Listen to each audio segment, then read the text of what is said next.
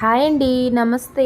నేను మీ Lahari. Welcome back to Mogna vlogs. ఈ రోజు వీడియోలో గుత్తి వంకాయ మసాలా కర్రీని సింపుల్ గా ఈజీ వేలో ఎలా చేసుకోవాలో చూపించబోతున్నాను. వంకాయతో చేసే విధంగా కూర చేస్తే ఆ కూరకు మించిన రుచి ఇంకా ఏ కూరకి రాదండి. సో అటువంటి వంకాయ తోటి జస్ట్ ఒకే ఒక్క స్టెప్ లో సింపుల్ గా గుత్తి వంకాయ మసాలా కర్రీని చేసి చూపిస్తున్నాను. చాలా చాలా బాగుంటుంది. రైస్ లోకైనా, చపాతీలోకైనా, రోటీస్ లోకైనా అదిరిపోతుంది.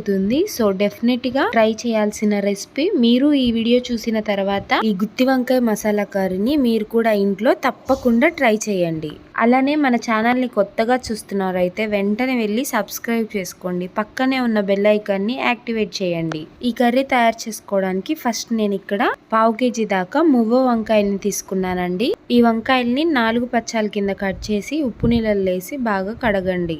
ఇప్పుడు స్టవ్ మీద ప్యాన్ పెట్టుకొని 2 టేబుల్ స్పూన్ దాకా ఆయిల్ ని వేసుకోండి. ఆయిల్ కొంచెం హీట్ అయ్యాక ఇందులోకి మనం కడిగి పెట్టుకున్న వంకాయల్ని వేసేసి మూత పెట్టి మధ్య మధ్యలో కలుపుకుంటూ ఈ వంకాయ ముక్కలు కొంచెం సాఫ్ట్ గా మగ్గేంత వరకు కలుపుకోవాలి. ఒక 10 నిమిషాల దాకా టైం పడుతుందండి. సో 10 మినిట్స్ లో ఈ వంకాయలన్నీ కూడా చక్కగా మగ్గిపోతాయి.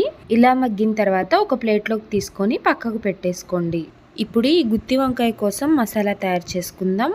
దానికి మిక్సీ జార్ తీసుకొని అందులోకి 2 ఇంచుల దాకా దాల్చిన చెక్క, 4 లవంగ మొగ్గలు, ఒక చిన్న బిర్యానీ ఆకు, 2 టీ స్పూన్ల దాకా ధనియాలు, 1 టీ స్పూన్ దాకా జీలకర్ర, 1/2 టీ స్పూన్ గసగసాలు, 1 టేబుల్ స్పూన్ వేరుశెనగ గుండ్లు, 1 టేబుల్ స్పూన్ జీడిపప్పు, 1 టేబుల్ స్పూన్ నువ్వులు అండ్ వీటితో పాటుగా 1 టేబుల్ స్పూన్ ఎండు కొబ్బరిని వేసుకోవాలి. ఈ ఎండు కొబ్బరికి బదులుగా మీరు ఎండు కొబ్బరి పొడి కూడా వాడుకోవచ్చు. సో ఇవన్నిటిని కూడా ఫస్ట్ మెత్తగా గ్రైండ్ చేయండి. ఇలా మెత్తగా గ్రైండ్ చేసుకున్న తర్వాత ఇందులోకి 2 పచ్చిమిర్చి, పెద్ద టమాటా అయితే 1 లేదా చిన్నవైతే 2 తీసుకొని ఇలా ముక్కలుగా కట్ చేసుకొని వేసుకోండి.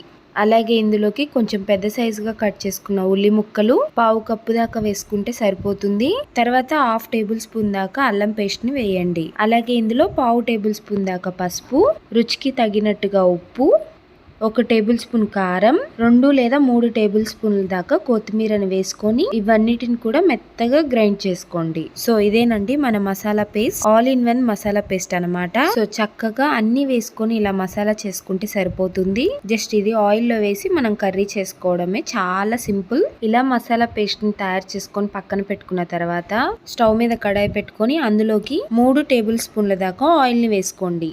నూనె కొంచెం వేడెక్కిన తర్వాత 1 టీ స్పూన్ దాకా జీలకర్ర వేయండి. జీలకర్ర కొద్దిగా వేయించి ఆ తర్వాత మనం గ్రైండ్ చేసుకున్న మసాలా పేస్ట్ మొత్తాన్ని కూడా వేసేసేయండి. నూనె పైకి తేలేంత వరకు కూడా చక్కగా ఈ మసాలా పేస్ట్ ని ఆయిల్ లో బాగా ఫ్రై చేసుకోవాలి. మసాలా పేస్ట్ ఎంత వేగితే కర్రీ అంత టేస్ట్ వస్తుంది అండ్ గ్రేవీ కూడా అంత చక్కగా వస్తుంది. మసాలా పేస్ట్ వేగిన దాన్ని బట్టే కలర్ అయినా టెక్స్చర్ అయినా వస్తుంది. సో ఆయిల్ లో కనీసం ఒక 10 మినిట్స్ పాటు లో టు మీడియం ఫ్లేమ్ లో మంటని పెట్టుకుంటూ బాగా ఫ్రై చేయండి. ఇలా నూనెలో మసాలా పేస్ట్ బాగా వేగి నూనె పైకి తేలిన తర్వాత ఇందులోకి మనం ఫ్రై చేసి పక్కన పెట్టుకున్న వంకాయల్ని వేసేసేయండి. వంకాయల్ని వేసి ఒక 2-3 నిమిషాల పాటు బాగా మగ్గించండి. ఆ తర్వాత ఇందులోకి గ్రేవీ కన్సిస్టెన్సీకి తగ్గట్టు వాటర్ ని యాడ్ చేసుకోండి. నేను ఇక్కడ 1/4 కప్పు వరకు వాటర్ ని తీసుకున్నాను. నీళ్లు వేసిన తర్వాత ఒకసారి అంతా కూడా బాగా మిక్స్ చేసుకొని టేస్ట్ చూసుకొని సాల్ట్ ని కూడా అడ్జస్ట్ చేయండి. ఇప్పుడు మూత పెట్టేసి మంటని లో ఫ్లేమ్ లోకి టర్న్ చేసుకొని 10 నుండి 15 నిమిషాల పాటు మధ్యలో తిప్పుకుంటూ చక్కగా ఈ కర్రీని ఉడికించుకోవాలి.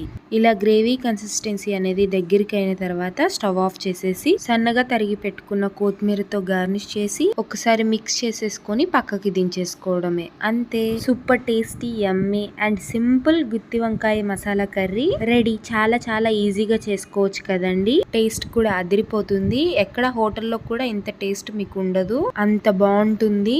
డెఫినెట్ గా మీరు అందరూ లైక్ చేస్తారు. సో ఈ కర్రీని మీరు కూడా ఇంట్లో ట్రై చేసి మీకు ఎలా కుదిరింది నాతో షేర్ చేసుకోండి. నాతో షేర్ చేసుకోవడం అస్సలు మర్చిపోవద్దు.